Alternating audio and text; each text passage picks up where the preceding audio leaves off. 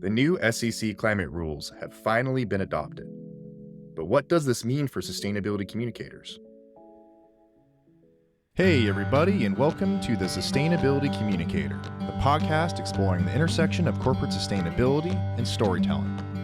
I'm your host, Mike Hauer, a sustainability communication nerd with more than 15 years of experience on both sides of the podium, as a journalist for media outlets like GreenBiz and a communication strategist for major global companies. During each episode, we explore interesting sustainability communication challenges, risks, and opportunities facing folks in the business community and beyond.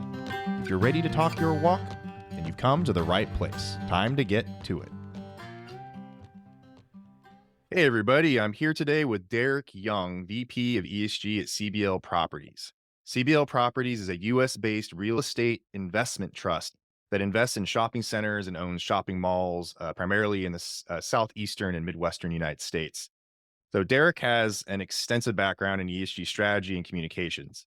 He previously led ESG consulting services at Summit Strategy and has held a wide variety of corporate sustainability roles, including my personal favorite, creating the first responsible business function for the company that owns TGI Fridays. Uh, but Derek also is a top LinkedIn voice, so be sure to follow his content on LinkedIn to stay up to date on all things ESG. Thanks for being here today, Derek. Thanks, Mike. It's a pleasure to be here. Really happy to be on the show. Awesome. Thanks for jumping on this really quickly. I know last week there was a lot going on with a lot of things in the world, but particularly with the SEC rule that we've all been following for several years, finally was approved. And so I wanted to start off with just talking a little bit about that. And I know some of our listeners are kind of newer to this space and might not be as familiar with the SEC rule, while others might be more familiar. Can we just start out with, from a high level, what is this rule? Where did it originate? And what is the final rule, like the Cliff Notes version of the final rule that everyone should know? Yeah, so let's step back for 1 second. And for those that don't know, the SEC is the Securities and Exchange Commission, which is the federal regulatory agency that has responsibility, among other things, for determining what we are regulatorily required to provide investors who need to make informed choices about how those investments are governed and what risk factors are involved. So the SEC covers a wide range of topical areas and a number of issues. However, over the last 2 to 3 years, there's been an increased focus on ESG issues and in particular climate issues. The rule that you're referencing, which was officially passed last week, but originally introduced in, I believe, March of 2022, was and is intended to provide institutional investors in particular, but investors in general, with specific, consistent, and comparable disclosure around information related to climate risk and climate performance that might influence or affect an investor's decisions. So that's the overall sort of overarching intent. And it's driven by the fact that over the last several years, investors have repeatedly indicated that climate risk in particular, and there is a difference between climate risk and climate performance, and we can talk about that if you wish, but climate risk in particular can and does have a very material bearing on investment decisions. And so this rule really tries to do a number of things, and it's broadly focused on providing, again, consistent annual disclosure that's comparable between businesses for investors to make informed choices. So what the rule does, first and foremost, it requires companies, when we talk about companies, they're divided into large accelerated filers and accelerated filers. And the SEC has a distinction that's based on the size of your business. But for large accelerated and accelerated filers, first and foremost, it requires that you are annually reporting on your climate risk. And it mostly uses the Task Force on Climate-Related Financial Disclosure framework for how that risk reporting should be carried out. Secondly, it will require Scope 1 and Scope 2 greenhouse gas emissions reporting.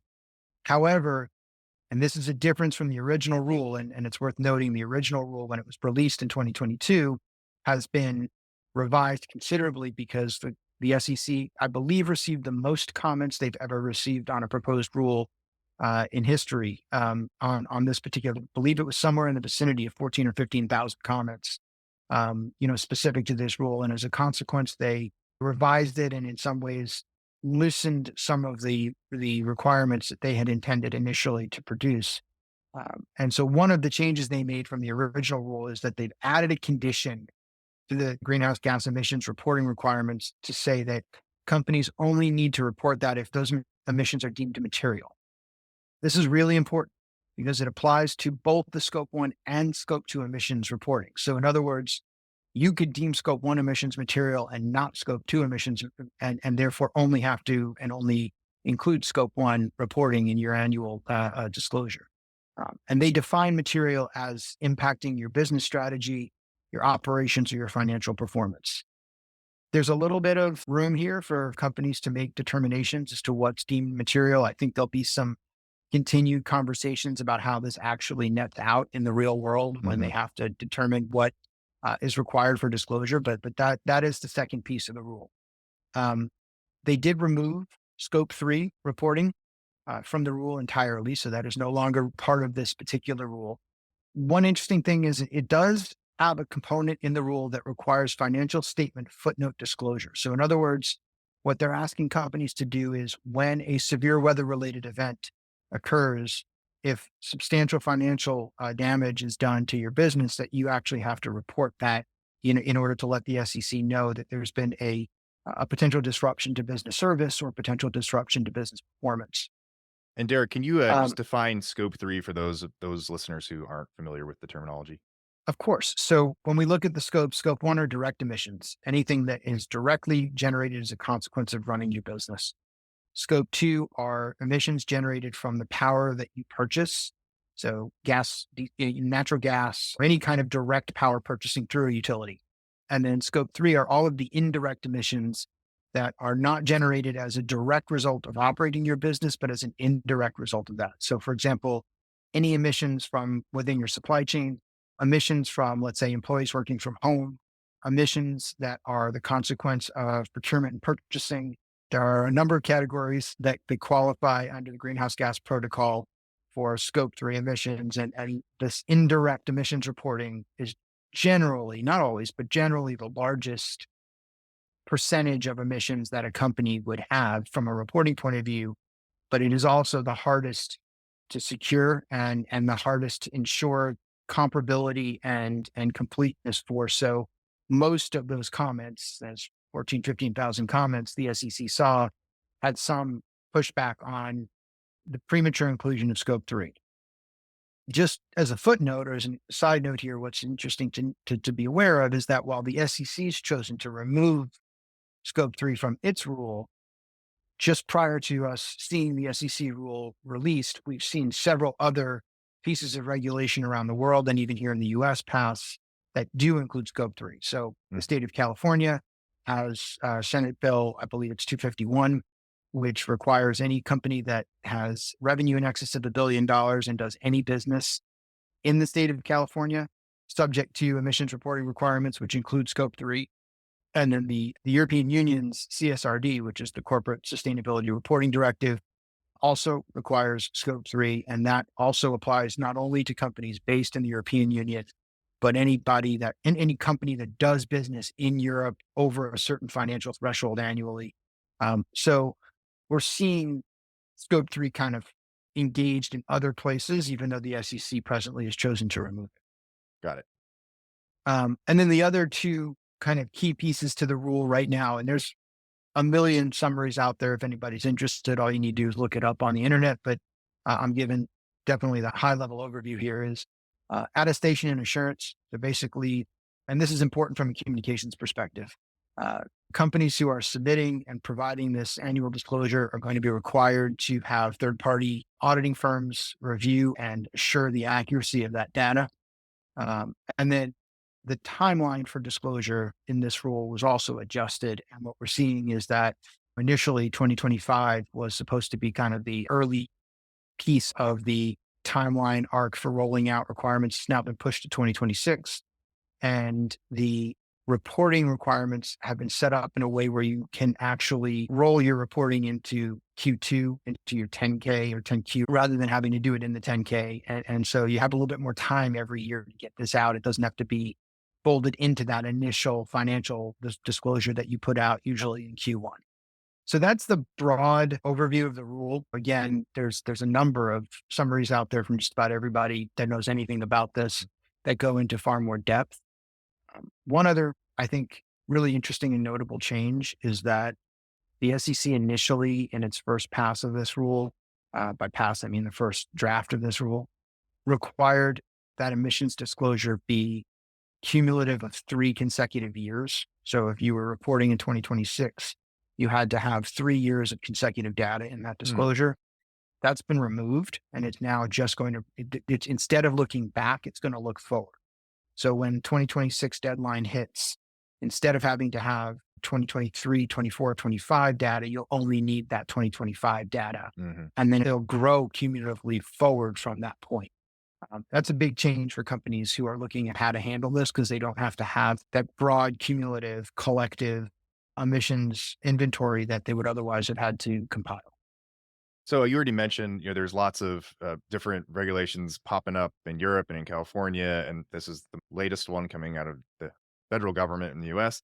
Does this rule impact any companies that are already working to address CSRD, for example? Like, would this alter their plans at all, or is this kind of just another thing to check the box on? You know, that's going to be a little bit to be determined, but to the best of my understanding, the way the rule has been written and the way, in particular, the EU and even the state of California have structured their regulations, the SEC rule will not supersede the requirements of those other regulations because it isn't as substantial. Part of the reason for the delay in the release of this rule, amongst many other things, was that Chairman Gensler at the SEC was looking to see if there was a way to match the European Union's disclosure requirements, at which point the EU had indicated that it would absolve US companies from having to comply. But not having done that, my suspicion is that if you are under the reporting requirements for CSRD, Hmm. you still are, as would be the state of California as well. Awesome. So I know that there's going to be plenty of podcasts that tear this rule apart from all angles. And I know for this particular show, we're really focused on how do you talk about the storytelling piece of sustainability. And so if you were a comms or marketing professional that's working with a big company that is now required to disclose under these new rules, or even if you're a sustainability strategist that's trying to work with their marketing teams or comms teams, what advice would you give them today in light of these new rules, particularly the SEC rule? How do you approach communicating sustainability, not just the reporting piece, but just generally how you would approach communication strategy right now?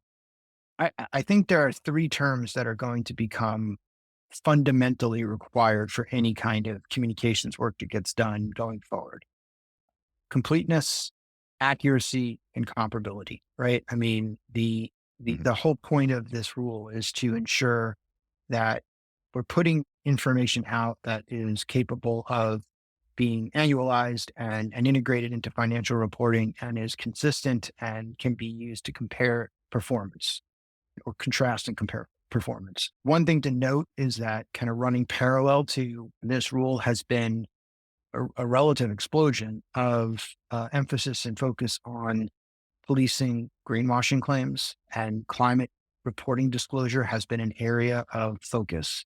So the accuracy piece to this is going to be fundamental. Another area that I think is going to be really important is making sure that you're not releasing information piecemeal, that you're not dripping things out, but rather really putting together a complete picture of your required reporting expectations. And that information has the capacity to be and has been validated for that accuracy component. So I think from a communications professional's point of view, right, there's really two different types of communication now that are unfolding. Whereas historically, we put all this into the CSR ESG report, and that became kind of the fundamental vehicle for everything we were releasing on any information that was relevant to that company's previous year's performance. You can now really have two different vehicles for communicating. You have your annual financial disclosure documents, your 10K, your 10Qs, your proxies, where this requisite data is going to have to live as part of your annualized SEC filings. And then you have your ongoing reporting. And I think one of the things that's going to be important is to make sure that those two documents are absolutely 100% aligned.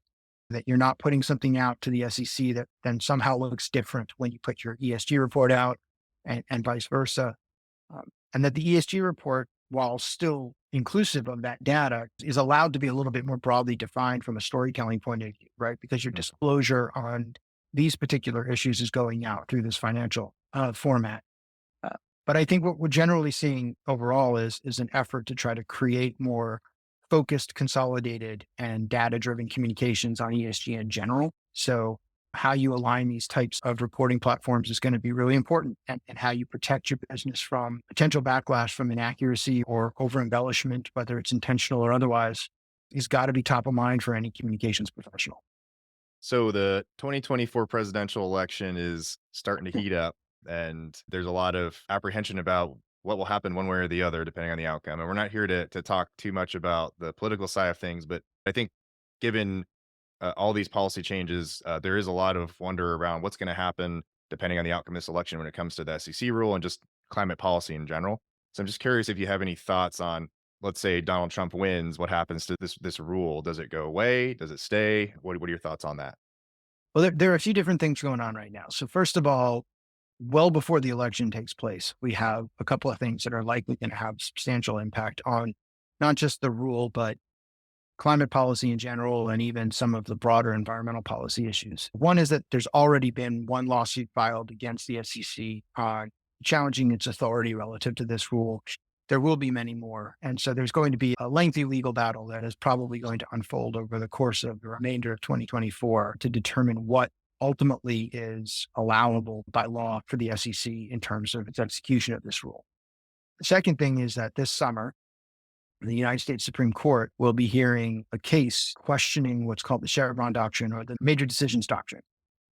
Without getting into too many nuances and nuts and bolts, in essence, what that rule provided for, and it was passed about 40 some odd years ago, is it gives federal agencies the authority to act on their subject matter expertise. If it's overturned, it would mean that those agencies could only act when given the express authority by Congress. So if Congress doesn't specifically say the SEC is authorized to act on climate issues, right? As an example, then anything that the SEC does on climate could then be challenged as legally on shaky ground. So we don't know what's going to happen. There's a possibility that instead of overturning it, they might just weaken it a little bit. But whatever happens as part of that Supreme Court decision will have a bearing on the ability to enforce some of this. Again, not just the SEC rule, but really all of the federal agency infrastructure on how and what it's capable of doing. And I should say, I'm not a legal scholar, so this is 50,000 foot level understanding, but tracking. Then you have the election. And, you and I were talking earlier, 2024 isn't just an election year. It's probably the election year. About 49%, and I did check this, but about 49% of the global population is voting in 2024. And that includes some of the biggest markets in the world as it relates to global climate policy. So in addition to the United States, you have the EU, for example, electing a new president. You have India, you have Brazil, you have a number of places where climate policy has been advanced that are putting candidates on the ballot, and where this issue may or may not become part of the elective discourse. But here in the US, I think to answer your question, look, no one knows for sure, but if the Republican Party and Donald Trump wins the election, and if we go by past experience, there's a good chance we would see a rollback, if not an elimination of authorities around the federal infrastructure and its ability to push climate policy forward. And that is a concern that I think all of us are paying attention to. The silver lining in that is that during the previous Trump administration, ESG reporting and climate reporting increased every year over year. Hmm. So despite the absence of regulation, companies were still advancing their efforts in this space. And once again, while we might see a rollback of the regulatory requirements, which are trying to create organization out of chaos, what I don't expect to see roll back is the stakeholder expectations that are being met by these types of reporting requirements. I think investors will still want to see annual reporting data. I think customers and consumers will still look for this type of information. So you might not have the formal requirements, but the external stakeholder requirements that we've all been governing ourselves by over the last 5 or 10 years are not going to suddenly dissipate with the election. And so we'll have to see what happens should that unfold. But, I think part of the rush to get this codified into law and to adjust the level of aggressiveness in the rule was to allow it all to be resolved before the election, so that in an ideal world, that policy is in place and locked before the presidential election happens, so that it removes some of the threat of having it rolled back or turned over. Well, thank you so much for providing your insights today. I know on LinkedIn you wrote the SEC rule wasn't the rule we wanted, but at least it gives us a foundation from which to work with. And I think that's kind of the common trend with sustainability in general is it's never going to be perfect and we just got to work with what we got and move forward. Thank you so much for your insights today. Thank you. It's my pleasure. And with that, we've reached the end of this episode of the Sustainability Communicator podcast. Thank you so much for tuning in today. If you like what you heard and you'd like to hear more, stay tuned for future episodes that cover a variety of topics in ESG and sustainability storytelling. To stay in the know of future episodes and other content, you can follow me, Mike Howell, on LinkedIn and subscribe to the Sustainability Communicator LinkedIn newsletter. You can find those links in the show notes as well as more information on some of the topics we covered today. Wherever you are in your sustainability journey, good luck and keep at it. We need you out there.